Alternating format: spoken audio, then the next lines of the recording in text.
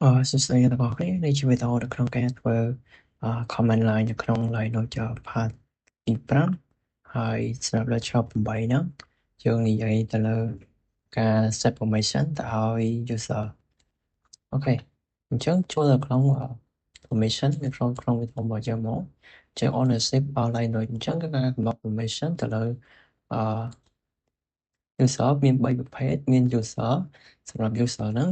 គឺអាចជាម្ចាស់របស់ file ឬក៏ directory នៅក្នុងការបង្កើតហ្នឹងគាត់អាចមានសិទ្ធិនៅក្នុងការ read rewrite និង execute ហើយសម្រាប់ group គឺ set permission ទៅឲ្យ group ហើយនឹង order នេះគឺ set permission ទៅឲ្យអ្នកដទៃអូខេទៅឧទាហរណ៍នៅក្នុង file របស់យើងមានជាប្រភេទ file បែបហ្នឹងឥឡូវឧទាហរណ៍បែបអូខេអញ្ចឹង file ទាំងអស់ហ្នឹងវាមានជាប្រភេទខាងមុខហ្នឹងប្រភេទ3ខាងមុខសម្រាប់នេះគឺ permission សម្រាប់ user 3កណ្ដាលហ្នឹងគឺ permission សម្រាប់group ហើយនឹងអឺចុងក្រោយហ្នឹង3ចុងក្រោយគឺ permission សម្រាប់order អញ្ចឹងនៅក្នុងហ្នឹងគឺមានប្រភេទឈ្មោះរបស់ ម្ចាស់របស់ file ឬក៏ directory ហ្នឹងអញ្ចឹងហើយកម្រិតកន្លែងនេះគឺសញ្ញាដកហ្នឹងគឺតំណាងឲ្យ file អញ្ចឹងបើសិនជានៅក្នុងលេខទាំងអស់ហ្នឹងមានសញ្ញាដកពីមុខមានន័យថាវាគឺជា file បើសិនជាមានអក្សរ D មានន័យថាប្រភេទហ្នឹងគឺជាប្រភេទ directory ឧទាហរណ៍នេះផ្ទាល់គឺមានអក្សរ D អញ្ចឹងអ1.9ហ្នឹងគឺជាប្រភេទ directory បន្ទាប់មកគឺអក្សរ C អក្សរ C នេះគឺជា character នៃ device នោះហើយអក្សរ B គឺជា hardware ដែលមាននៅក្នុងម៉ាស៊ីនរបស់យើងហ្នឹងឧទាហរណ៍ផ្ទាល់នេះអក្សរ D អញ្ចឹងប្រភេទអក្សរ D ទាំងអស់គឺសុទ្ធតែជាប្រភេទhardware ដែលមាននៅក្នុងនេះហ្នឹងហើយបន្តមកអក្សរ S អក្សរ P មានទៅតាមហ្នឹងហើយអក្សរ L នេះគឺជាប្រភេទ link អូខេមកដល់ permission គឺមាន3ប្រភេទគឺមាន read ហ្នឹងគឺយើងអាចបើក file ហើយនឹងក៏អាច read file បានប៉ុន្តែយើងអាចremove ឬក៏ rename file បានទេហើយសម្រាប់write គឺយើងអាច open file យើងអាច read យើងអាចកែយើងអាចremove file នឹងបានហើយប្រភេទ execute ហ្នឹងគឺយើងអាចrun file run folder ឬក៏ directory នៅក្នុងនោះបានអូខេហើយជាមួយនឹងតែផ្ទាល់ជាមួយបន្ទាប់ទៀតគឺជាការប្រើប្រាស់ command ក្នុងការ change mode ហ្នឹងគឺជា command ដែលយើងប្រើសម្រាប់បដូរ permission ថាតើនរណាដែលអាចមានសិទ្ធិចូលទៅ set ទៅលើ user តើគាត់ user ហ្នឹងអាចមានសិទ្ធិចូលទៅបើក file ហ្នឹងបានអត់អូខេអញ្ចឹងយើងប្រើ command change mode ហ្នឹងដើម្បី change permission ហ្នឹងទៅឲ្យគាត់អូខេសម្រាប់ permission យើងអាចប្រើជាអក្សរក៏បានយើងអាចប្រើជា number ក៏បានឧទាហរណ៍change mode 644ហ្នឹងមានថាយើងមកមើលនៅក្នុងលេខនេះមកឧទាហរណ៍លេខ6អញ្ចឹង6គឺ read write ហើយសម្រាប់លេខ4គឺ read ហើយសម្រាប់លេខ4ទៀតគឺ read អញ្ចឹង permission ហ្នឹងគឺ read write read សម្រាប់user group ហើយនិង order អូខេឥឡូវយើងការប្រើប្រាស់ change mode អញ្ចឹងខ្ញុំតេស្តមើលទៅលើ line note ឥឡូវខ្ញុំបានបង្កើតuser មួយដែលមានឈ្មោះថា Mocha ហ្នឹងហើយបន្ទាប់មកខ្ញុំចូលទៅលើ user ហ្នឹង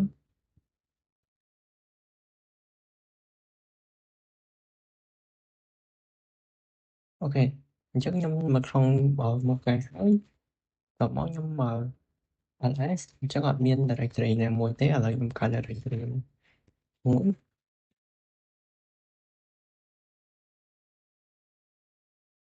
អូខេឥឡូវខ្ញុំមាន directory មួយឈ្មោះថា my directory អញ្ចឹង my directory ហ្នឹងគាត់មានសិទ្ធិចូលមានថាគាត់មានសិទ្ធិ execute ទៅលើ file មួយហ្នឹងអញ្ចឹងគាត់ច្បាស់ណាស់គាត់ចេះអាចបើក file មួយហ្នឹងបានឧទាហរណ៍ my directory តោះមកខ្ញុំបើក file ហ្នឹងអូខេយើងបើក file ហ្នឹងបានតែយើងចង់ប្រើប្រាស់ check mode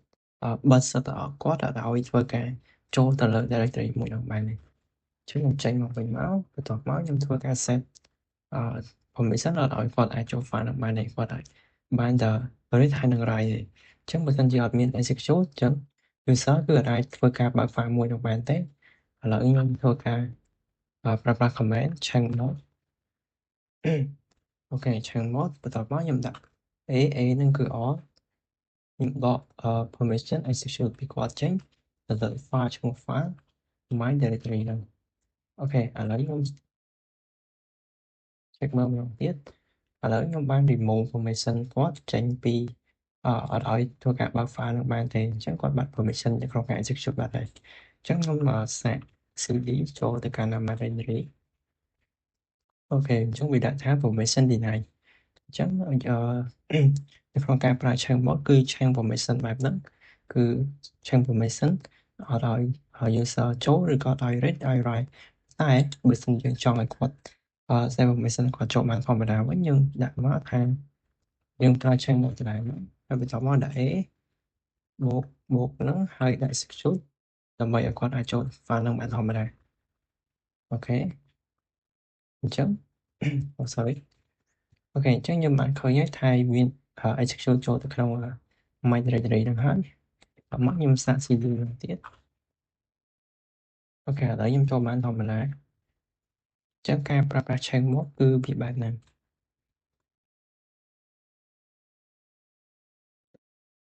ហើយឥឡូវយើងចូលមកដល់ចំណុចបន្តទៀតគឺ sticker bit sticker bit នេះជាអ្វីអូខេ sticker bit ហ្នឹងគឺជាគឺយើងប្រើវាដើម្បីយើងប្រើវាទៅលើសម្រាប់ directory ឬក៏ folder ដើម្បីការពារ file មិនឲ្យណាគេអាចលុបទោះជាមាន permission ដូចជា permission write ក៏ដោយអញ្ចឹងយើងធ្វើការតេស្តទាំងអស់គ្នានៅក្នុងការប្រើប្រាស់ sticker bit នៅក្នុង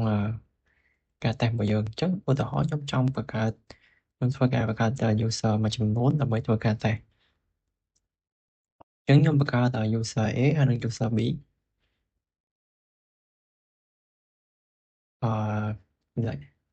user A user X ឈ្មោះថា user A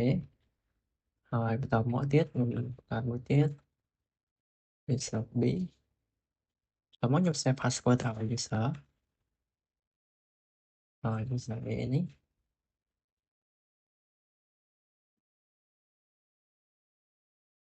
ហើយមកខ្ញុំset password ឲ្យ user B ម្ដងទៀត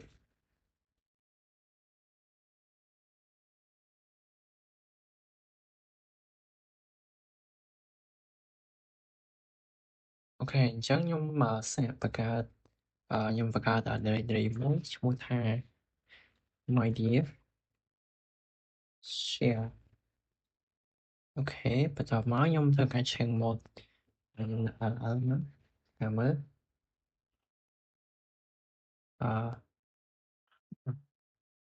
ច្រឡំ sorry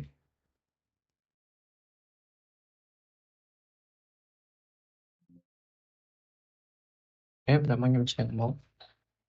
ឲ្យមួយនោះបន្តមកខ្ញុំមកធ្វើការ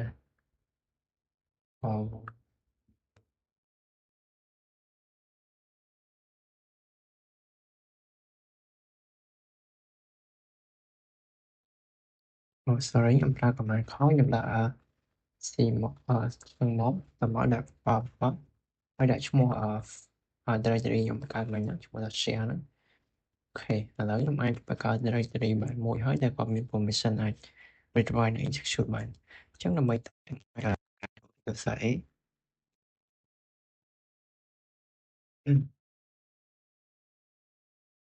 cd សារ A អូខេបន្តមកខ្ញុំធ្វើការចូលទៅលើ file ឈ្មោះ share ហ្នឹងអូខេបន្តមកខ្ញុំអាចបង្កើត file មួយដែលនៅក្នុង share ហ្នឹង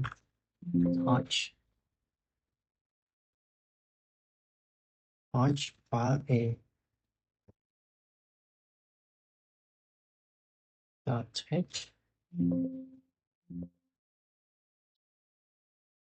អូខេបន្តមកខ្ញុំធ្វើការ exit ចេញមកចាំនឹងថ្ងៃខ្ញុំអាច file បានចេញក៏អត់បន្តមកខ្ញុំចូលទៅ account user B វិញ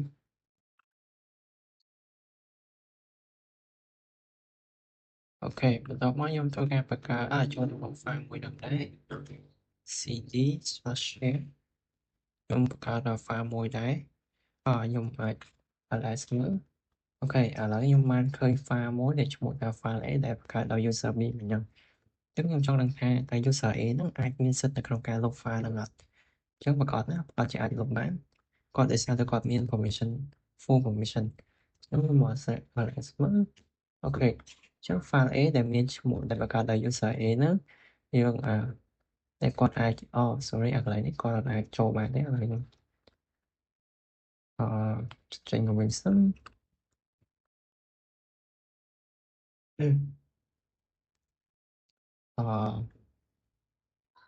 តែខ្ញុំចេញម្ដងទៀតដើម្បីធ្វើការសាកចូលទៅ user A អាចចូលទៅក្នុង file ហ្នឹងបាន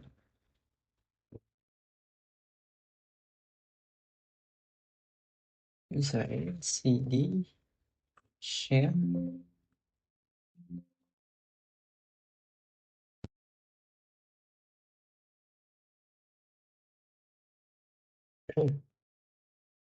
អូខេ sorry ឥឡូវខ្ញុំចូលទៅ file share នឹងមួយសិន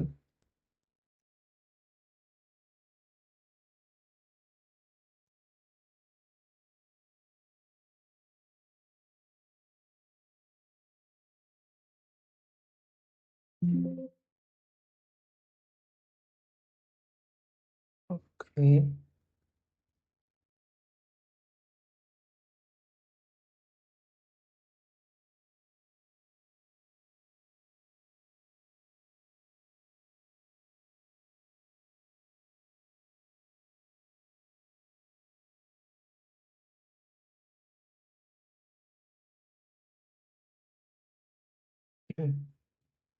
អូខេឥឡូវខ្ញុំតេស្តមើលថាខ្ញុំអាចធ្វើការលុប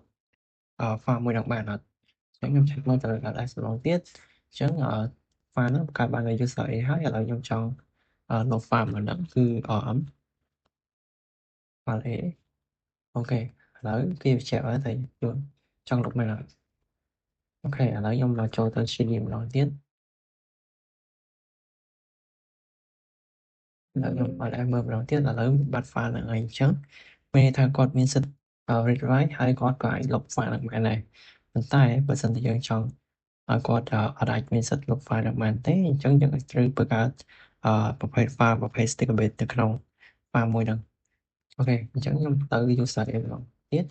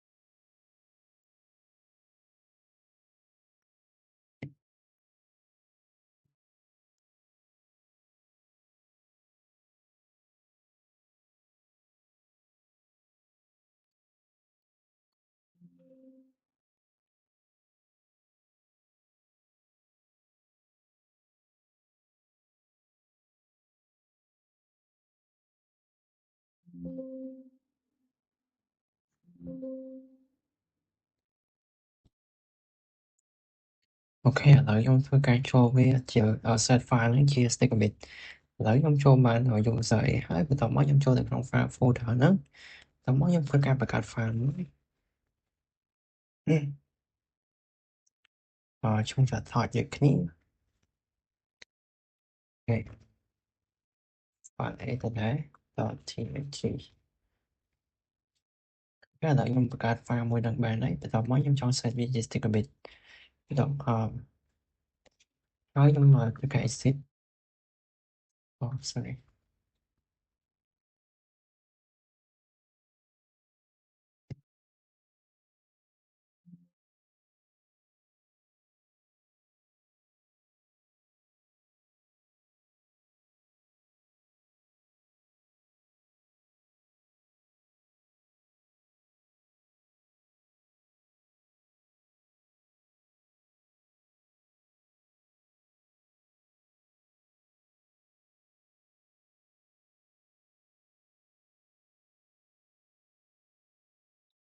OK បន្ទាប់មកខ្ញុំធ្វើការ set file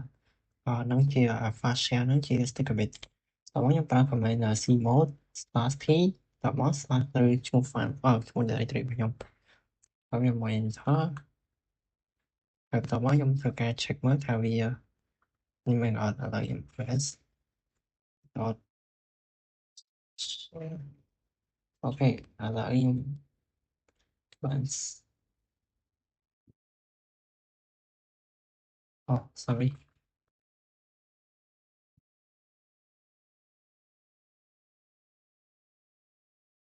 OK ឥឡូវឈ្មោះ file គឺមានតែបន្ទុយពីក្រោយហើយអញ្ចឹងក្រោយ P ហ្នឹងគឺមាន sticker bit អញ្ចឹង sticker bit ហ្នឹងគឺយើងអាច set permission ទៅឲ្យuser អាចធ្វើការ write execute បានប៉ុន្តែអាចធ្វើការ delete file ដែលមាននៅក្នុង directory នោះបានទេអញ្ចឹងឧទាហរណ៍តារាខ្ញុំចូលទៅមិញខ្ញុំបានបង្កើត file មួយនៅ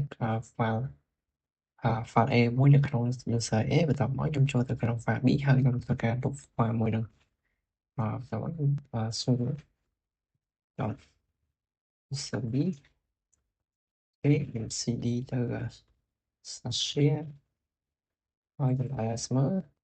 អូខេអញ្ចឹងមាន file A នៅក្នុងហ្នឹងអញ្ចឹងបន្ទាប់មកខ្ញុំចង់សាកលុបខ្ញុំអាចលុបវាបានអត់អូខេអញ្ចឹងខ្ញុំធ្វើការ rm share sorry ខ្ញុំ rm file A អូខេអញ្ចឹងលុបមកអូខេអញ្ចឹងកាលវិការថាយើងអាចលុបបានទេគឺយើងអត់មានខ្ញុំក្នុងការលុបនឹងក្នុងការលុប file ដែលមាននៅក្នុង folder បានទេហ្នឹងគឺជាដំណើរការរបស់ sticker bit